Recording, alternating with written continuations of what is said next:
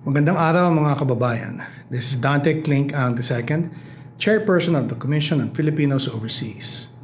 The CFO is the government agency that helps Filipino immigrants prepare for a successful life overseas. Unlike other migrant-focused agencies, the CFO plays a unique role in strengthening the economic, cultural, and political ties between Filipinos overseas and the Philippines.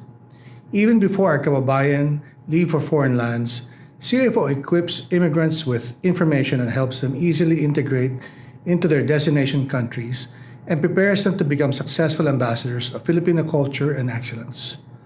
For us at the Commission on Filipinos Overseas, the global Filipino diaspora is an untapped resource beyond remittances, waiting to be unlocked for intellectual, cultural, and national growth.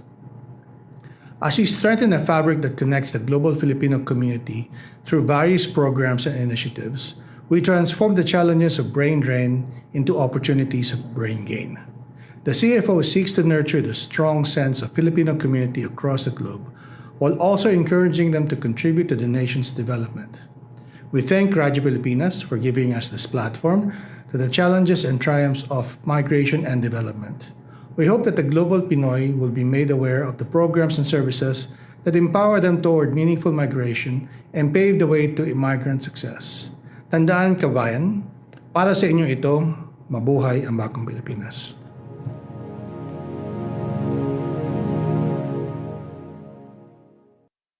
Narito na ang programang mag-uugnay sa mga Pilipinong naninirahan sa iba't ibang panig ng mundo. Serbisyong CFO sa Bagong Pilipinas. Serbisyong hatid ng Commission on Filipino Overseas at Radyo Pilipinas World Service. Ang programang magtatampok sa mga proyekto at serbisyo publiko upang mapalakas ang ugnayan ng milyong-milyong Pilipino sa kanilang bansang pinagmulan. Serbisyong CFO sa Bagong Pilipinas. Dito sa Radyo Pilipinas World Service.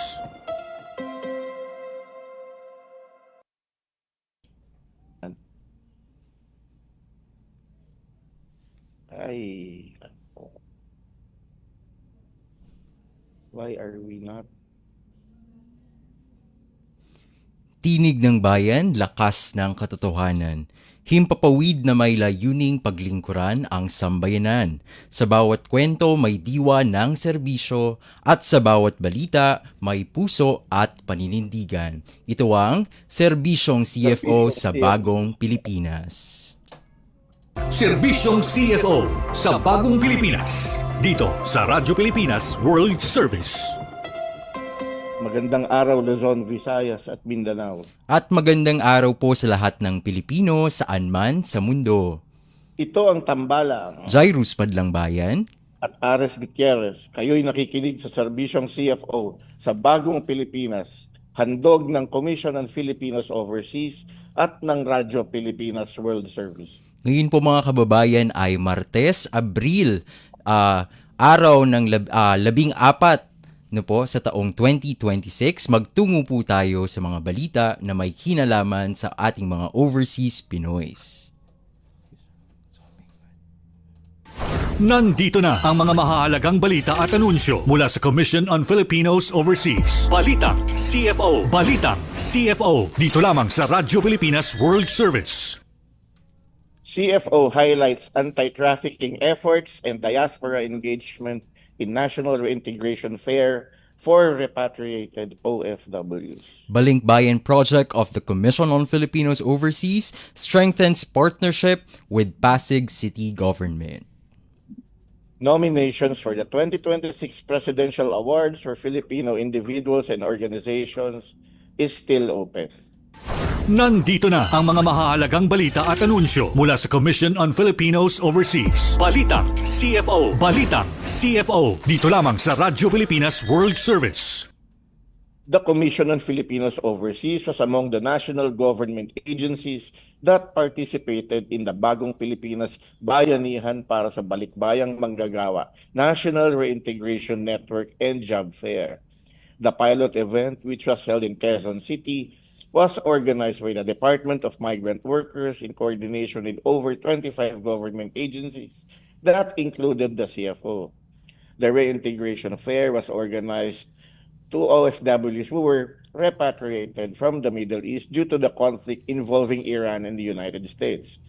The CFO promoted its flagship programs like the Balikbayan Project, which links overseas Filipinos to investment and business opportunities, and diaspora philanthropy through the Lingkod sa Kapwa Pilipino program. The CFO will also be participating in upcoming reintegration fairs that will be held in Tacloban City, Coronadal City, and Pampanga.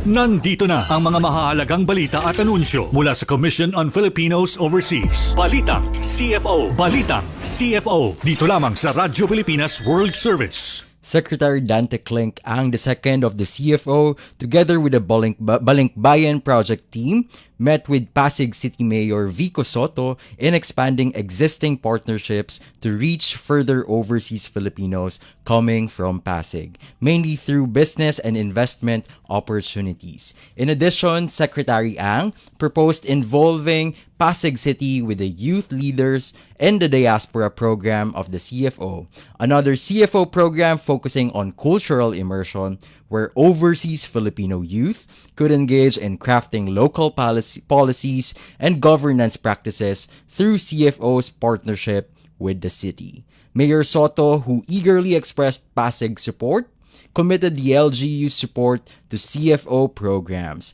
highlighting Pasig City's fruitful partnership with the Commission, which started since 2024. Nandito na ang mga mahahalagang balita at anunsyo mula sa Commission on Filipinos Overseas. Balitang CFO. Balitang CFO. Dito lamang sa Radyo Pilipinas World Service. Nominations are still open for the 2026 Presidential Awards for Filipino individuals and organizations overseas. Nominations will be accepted until May 29 Philippine time. Please watch this short video for more details.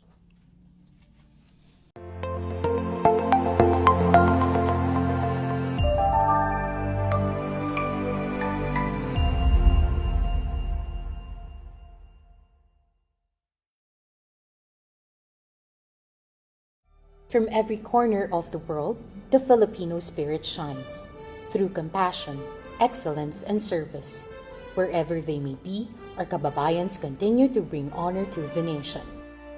The Presidential Awards for Filipino Individuals and Organizations Overseas, or PAFIO, celebrates the extraordinary contributions of Filipinos abroad and international partners whose contributions transcend borders and uplift the Filipino spirit. Established in 1991 through Executive Order 498 under the presidency of President Corazon C. Aquino, the PAFIO was born from a deep gratitude for the global Filipino community's unwavering support for the nation's growth and resilience. From this vision grew a platform that honors excellence, service, and global solidarity in many different forms. The PAFIO honors contributions across 4 distinct categories, each celebrating different facets of excellence and service. The Banaag Award recognizes collective action that uplifts Filipino communities abroad, emphasizing the power of collaboration and support. The Pamana ng Pilipino Award acknowledges individual excellence and distinction in various fields, highlighting the remarkable achievements of Filipinos worldwide. The Lingkod sa Kapwa Pilipino, or Linkapil Award, honors those who give back through humanitarian efforts and nation building, showcasing the spirit of giving and dedication to the Philippines' progress. Lastly, the Kaanib ng Bayan Award recognizes foreign partners who have gone above and beyond in championing the Filipino cause, underscoring the importance of global collaboration. Since 1991, 555 individuals and organizations from 55 countries and territories were conferred with PAFIO by 7 presidents. Their achievements remind us that the Filipino spirit transcends borders, making an indelible mark on the world stage. This 2026, the search continues. The Commission on Filipinos Overseas invites nominations for the next presidential awardees, individuals and organizations whose achievements and service continue to inspire the world. Nominations open on December 11, 2025 and close on May 29, 2026. Beyond the milestones and figures of the PAFIO are the real hearts behind the mission, the men and women whose service embody the true spirit of the Presidential Awards.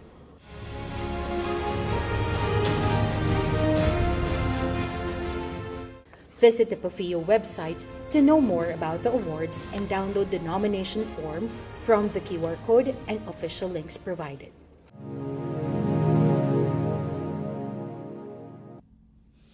Ayan, Sir Ares, kamusta po kayo? Balita ko po nasa Bohol po kayo ngayong araw, sir. Sir Ares? Magandang umaga sa lahat ng ating tagapakinig dito sa Radyo Pilipinas World Service at sa serbisyong CFO sa Bagong Pilipinas. Nandito po tayo ngayon sa Panglao, Bohol, no? Ay. Kasi meron po tayong inasikaso muna dito. Although taga dito naman po talaga ang aming pamilya. Opo. Kamusta kayo dyan, sir, sa Bohol? Kamusta naman po sa Bohol ngayon? Well, kanina umulan, pero generally fair weather naman dito. Ang binabantayan namin dito talaga yung presyo ng gasolina dahil Opo. talagang napakataas, lalo na nung pumunta kami may pinuntahan kaming napakalayong lugar dito sa Bohol, doon sa may bandang Chocolate Hills. Ay. Talagang kung mataas ang presyo per litro ng gasolina diyan sa Maynila, diyan sa Opo. NCR, sabihin mong mas mataas ng mga 5 to 10 pesos sa malalayong lugar. Kaya talagang ramdam din dito ang energy crisis. Opo.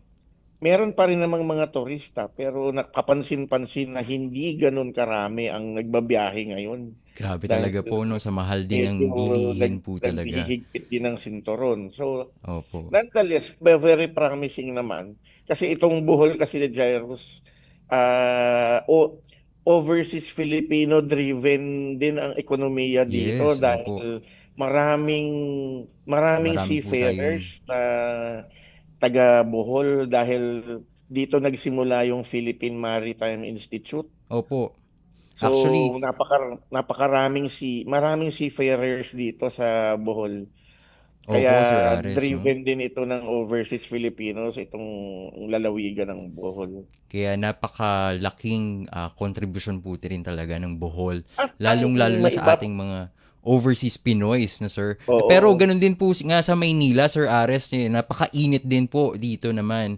No, kung sa Bohol ay naulan po, sa Maynila, no, summer na summer po, no, Sir Oo Ares. nga eh. At alam ko po, no, Sir Ares, no, marami rin po sa ating mga kababayang nakikinig, no, na hindi lamang summer ang ating nararanasan, at sineselebrate ngayong Abril, no po. Ipinagdiriwang din natin tuwing Abril, no, Sir Ares, ang National Literature Month. O sa Month. Filipino, ito yung tinatawag na Buwan ng Panitikang Pilipino. Opo. Ay, No, meron pala akong i-share ko lang muna, no, yes, bago sir. tayo Sige bago po. tayo pumunta sa ating panauhin ngayon. Opo. Napakalakas ng signal ng Radyo Pilipinas dito sa Sa Bohol. Bohol. Kaya napapakinggan yung RP1, yung Opo. ating prime station, no, yung 738. Kasi kinakarga siya ng DYMR. Yung ating Radyo Pilipinas Cebu, yung DYMR, ay napakalakas ng signal dito sa Bohol. Opo. Kaya nabidinig din dito ang mga programa ng Radyo Pilipinas. Mabuti po yan, sir. At for sure, napakarami nating viewers and taga-subaybay na galing Bohol, no po. Yes. Opo. At ayun po, no, Sir Ares, speaking of National Literature Month, sa CFO din po kasi, Sir Ares, napakadami po nating initiatives na pumapatungkol sa panitikan, no po. Napakalawak ng ating programa para sa ating Filipino diaspora engagement na may kinalaman sa panitikan.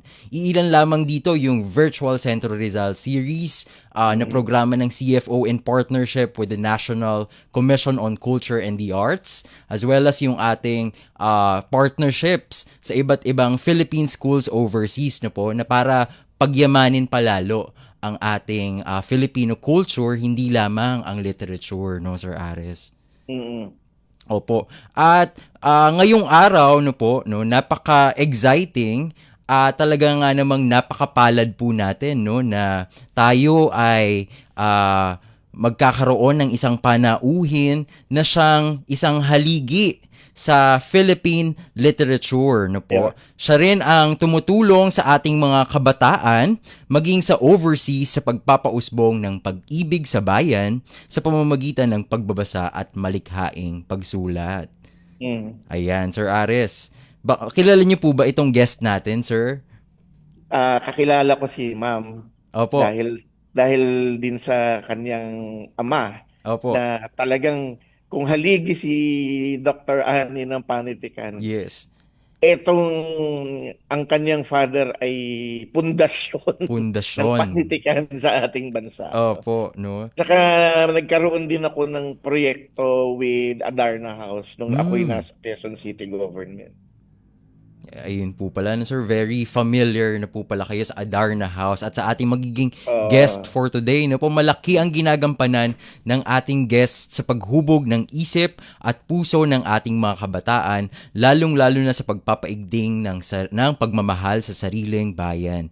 Kilala siya sa kanyang mga creative children's books tungkol sa women empowerment, self-motivation at sa pagpapalawig palalo ng Philippine culture. Kaya Sir Ares, wag na po nating patagalin Yes, pa. oo. Ipakilala na po natin at i-welcome ngayong araw sa serbisyong CFO ang tumatayong advisor para sa Philippine Board on Books for Young People o PBBY na isang partner ng CFO, ang Vice President for Product Development ng Adarna House Inc., at founding director ng The Raya School, walang iba kundi si Dr. Annie Rosa Almario.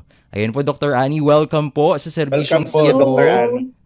Ayun Thank you. Thank you sa welcome na yan. Ayan po. Nakakahiya naman na tawagin akong haligi. Opo. Hindi po. Oo. Napaka-humble. Baka akalain nila 100 years old na ako. Oo, bilang haligi. Oo. Opo. Yung pagiging haligi knows no age, no po. Sabi nga nila. Kamusta po kayo ngayon, Dr. Annie? Okay naman. Opo. Tinatry i-survive ang init. Mainit eh. Oo nga po, no? Masyadong Oo, mainit po napakainit. ngayon sa Maynila, no? Buti pa si Sir Oo. Ares. Oo nga. Buti pa si Ares nasa may dagat. Opo. Mainit din dito actually. May kanina lang biglang umulan. Ayun. Ah. Ayun po, no? Sir Ares, Dr. Annie, wag na po nating patagalin pa ang ating interview portion para sa ating serbisyong CFO. Simulan na po natin, Dr. Annie, sa papaano po ba nagsimula si Dr. Annie? At balita po namin ni Sir Ares, kilala po kayo sa tawag na o sa bansag na Teacher Annie ng inyong Teacher mga Annie, oo, estudyante. kasi So, teacher, dahil paano po ba nag-umpisa si Teacher Annie? Paano ako nag-umpisa? Actually, nag-umpisa yung karera ko talaga sa Adarna. Then nag-decide ako mag-join ng business a long time ago. Pero habang nasa publishing, dun ko na-realize na parang dapat yata mag-aral pa ako. Dahil ang dami naming nakakausap na educators at parents at gusto ko ay may alam din ako sa edukasyon kasi ginagamit talaga yung Yes. books at materials na ginagawa ng Adarna sa classroom. So, Opo. yung graduate studies ko ay talagang nasa field of education na. Pero ang hindi ko inaasahan ay nung nag-aaral ako ng masters ko, doon ko na-inspired din ako na parang dapat magtayo yata ng kakaiba na school. Kasi kailangan mag-inspire ng patriotism sa mga bata. Opo. So ginagawa namin yun sa Adarna at mas direct pa na ginagawa namin sa Raya. So tinatag ko rin yung Raya 20 years ago. So yan. Kaya yung mga bata, ang tawag sa akin, Teacher Annie. Saka yung mga graduate students ko, dahil nagtuturo din ako, ang tawag din nila sa akin ay Teacher Annie. Minsan nga may tumatawag sa akin ni Teacher Annie. Sabi ko, hindi naman kita student. Tatawagin ko pa naman sana kayong Teacher Annie. Okay Dr. lang. Annie. Carry na Teacher Annie. Ayun Oo. po, no. Ma'am, tanong ko lang po. Curious po ako sa ano po talaga ano po ibig sabihin ng Raya? Oo Kasi nga po. nakarating po ako sa inyong campus sa may Fairview. At Oo. napakaganda ng inyong building doon at kakaiba Thank you. talaga yung atmosphere. Oo, yung raya ay mula sa Malay word na raha, na ang Mm. ibig sabihin ay nobility. Kasi ang Mm. gusto talaga namin lahat ng mga nag-e-enroll sa raya, mahanap nila ang kanilang nobility, ang kanilang Mm. kadakilaan sa kanilang pinagmulan, sa kanilang roots, at saka sa kanilang mga sariling interes at sariling kalakasan. Ma'am, ano po yung pinaka naging impluwensya ninyo? Naging impluwensya po ba ninyo ang inyong father na ang national artist po natin na si Rio Alma? Oo, syempre, kahit hindi naman pwedeng hindi. Talagang lumaki ako sa isang household na malaki ang pagpapahalaga sa panitikan. Opo. Kaya tamang-tama ngayon na buwan ng panitikan at Oo. napakaigting ng pag-ibig sa bayan. Mm. Kaya yun talagang shared value namin sa pamilya at yun din ang gusto kong i-impart through Adarna and Raya. Mm. At balita Alam ko mo, ay alam po, mo Sir Jairo, Ares? si Sir Rio. Sir Opo, Rio tawag namin sa kanya eh. si Sir Rio Alma. Napaka-nurturing niya. Opo, Actually, yung anak ko na ginabayan niya talaga sa lira yung anak ko. opo. Kilala mo naman yung anak ko, Jairus, di ba? Yes, no po. At So, nagsusulat din po, no, ng maraming akda ang anak oo, po ninyo, Sir napaka-nurturing Ares. kaya hindi na ako nagtataka na yung Adarna at yung Raya ay ganun din ka Yes, nurturing sa opo. mga bata lalo na sa pag-i-instill ng patriotism. Opo. At ayun nga po, no, Sir Ares, balita po natin, isa sa mga advokasya ni Dr. Ani ay yung patriotism, no, yung pag-i-instill at pagturo sa ating Mm. mga kabataang Pilipino ng pagmamahal, ng tunay na pagmamahal sa bayan. Pero Mm. speaking of our overseas Filipino youth, no po, Dr. Ani, alam naman po kasi natin na meron tayong partnership, no po, yung PBBY at ang CFO Mm. sa Mm. pagpapaigting palalo ng ating advocacies patungkol po sa education, sa literature at sa mas lalong pagpapalapit ng mga Filipino books pagdating sa ating mga Filipino youth overseas. Totoo Tanong yan. lang po namin ni Sir Ares, Dr. Ani, papaano po ba natin mas lalong pinapalapit ang Philippine culture para sa Mm. ating mga kabataang abroad, na nasa abroad? Actually, sobra naming excited na may partnership ang PBBoy at CFO Opo. dahil aligned yung parang kumbaga yung mission and vision ng PBBY sa CFO dahil gusto talaga naming ma-reach lahat ng kabataang Filipino. So ibig sabihin pati yung mga kabataang Filipino na nasa ibang bansa, 'di ba? At palagay namin, ito rin yung shinare namin na advocacy with CFO. Opo. Sana may mga online na storytelling sessions, ganyan, para mas Oo. makilala ng mga batang Filipino kahit nasa ibang bansa sila, kung sino yung local authors natin, sino yung local illustrators natin na gumagawa ng napakagandang mga picture books. Ang dami nating napoproduce na magandang picture books. At saka, naririnig nila yung wika. Naririnig nila yung wika. So, baka masyadong busy yung overseas Filipino parents natin. Pero hinihikayat natin sila na mag-spend ng konting bonding time tuwing gabi kasama ang kanilang mga anak at Mm. magkwento ng mga orihinal na panitikang Filipino. Ayun, no, malaki talaga po, no, Dr. Ani, Sir Oo. Ares, yung Pero Dr. gampanin An, ng ating mga Dr. Filipino Annie, parents.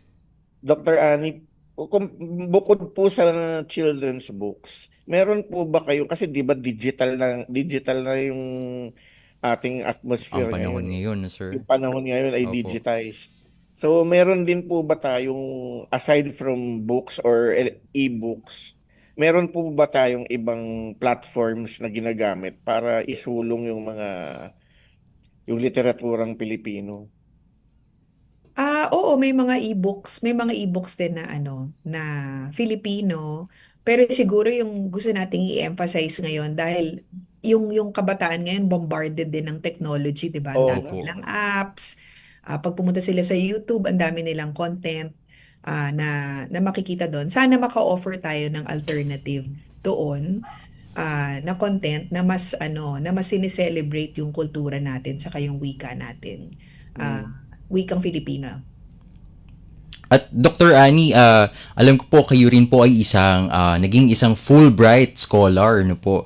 At other than this, nakibahagi na rin po kayo sa iba't ibang mga engagements, no po, cultural and literature engagements. Hindi lang sa Pilipinas, kundi sa ibang bansa. Ano po, andyan yung recently held lang po na 2025 book fair sa Frankfurt.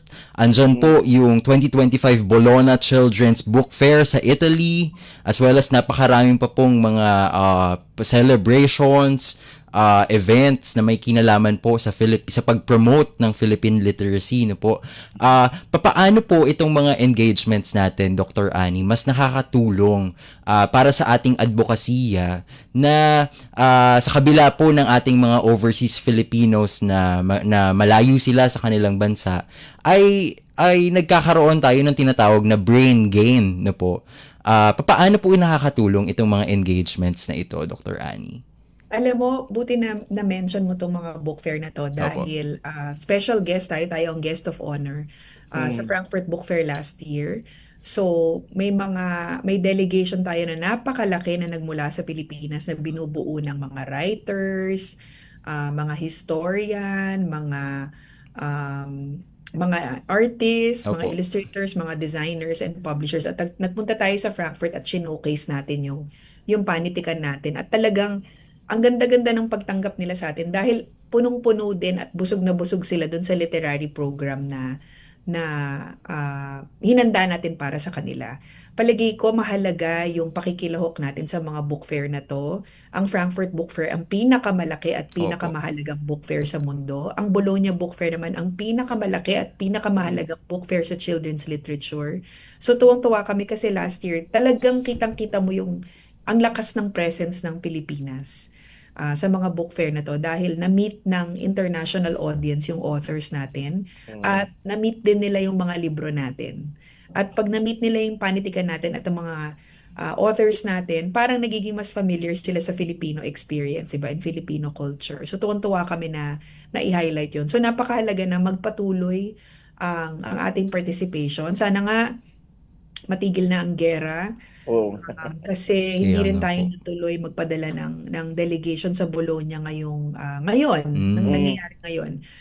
Kasi nga ang taas na ng presyo ng Ang mahal na pamasahe. plane, oo, at ng accommodations at lahat-lahat. At syempre iniisip natin yung seguridad ng ating delegation. Opo. So yan, so nag-hope tayo na mag-end din ng crisis kasi magkaka-crisis din ang literature. Oo. Dr. Annie, yun pong extensive po yung naging promotion ng NBDB sa ating mga Sa Philippine Frankfurt Book Fair. children's Yes. books. Oo. Pero yun po bang ating mga libro ay nabibili, madali po ba siyang mabili sa abroad kung sakasakali? Available ba siya sa mga bookstores overseas? Available siya through distributors. So, kung meron mang mga OFW na gustong bumili ng local books, local Philippine books at local children's books, pwede silang pumunta sa website ng mga publishers. I-Google lang nila kaming lahat.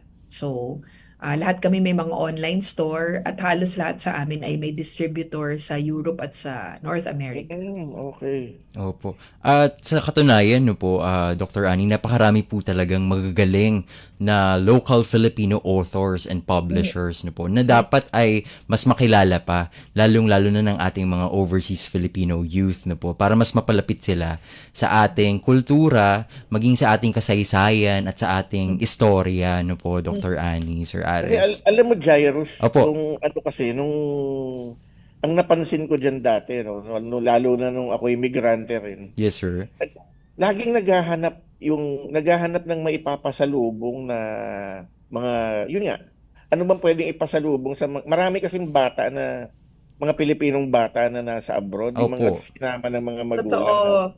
Alam mo, kaya kami may tindahan kami sa Adarna. Dito sa Adarna, may sarili kaming tindahan at laging may pumupunta dito na kasi uwi kami kasama po.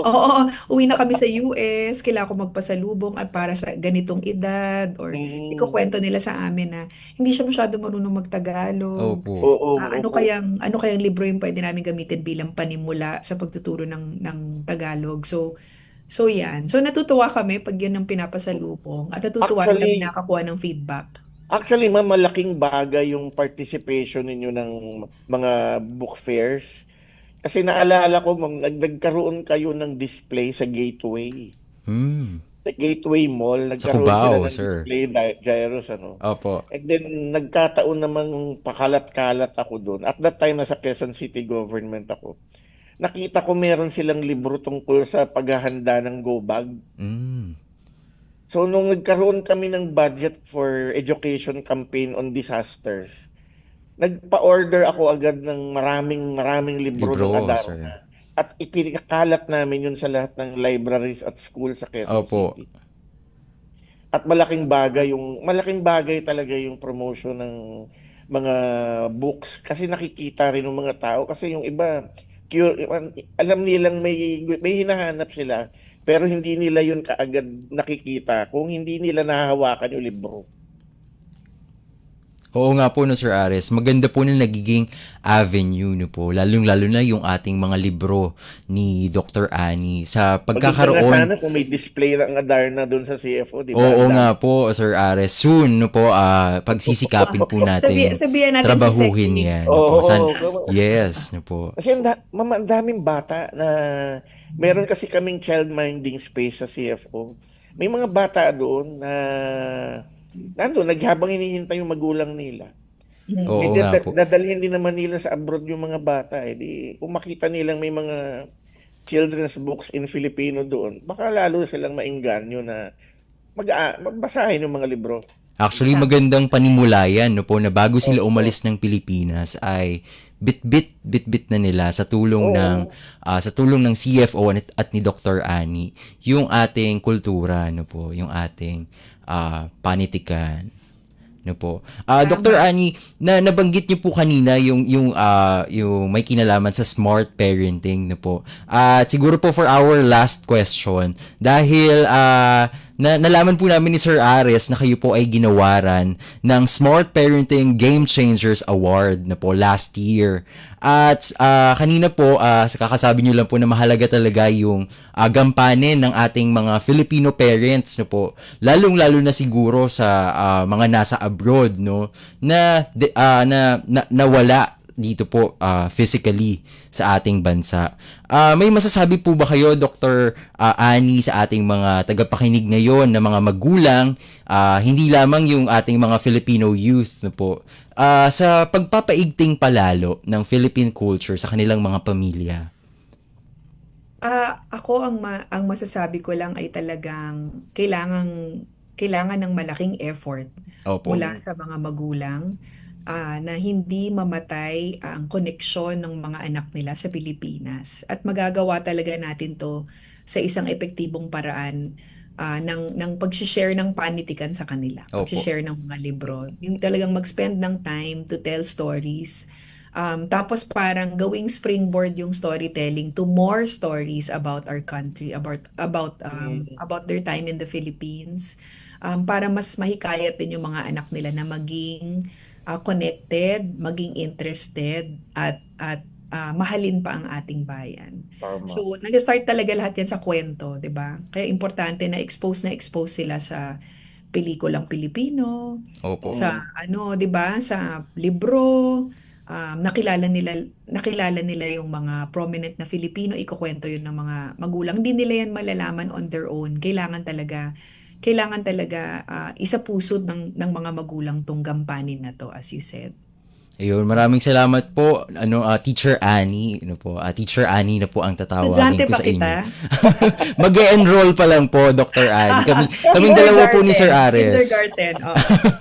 Yes po. No. Maraming salamat po, Dr. Annie, sa pagbabahagi po ng inyong mensahe at ng inyong istorya para sa ating mga overseas Pinoys na nakikinig po ngayon sa serbisyong CFO. At ayun po mga kababayan, si Dr. Annie Rosa Almario o Teacher Annie. Maraming salamat po, Dr. Annie. Salamat po.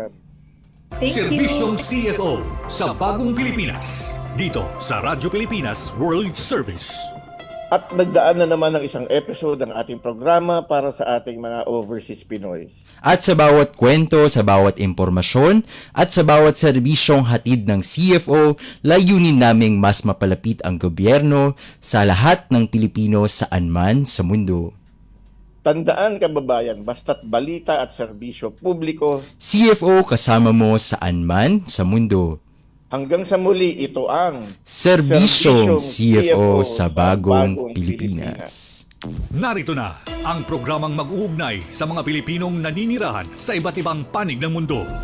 Serbisyong CFO sa bagong Pilipinas.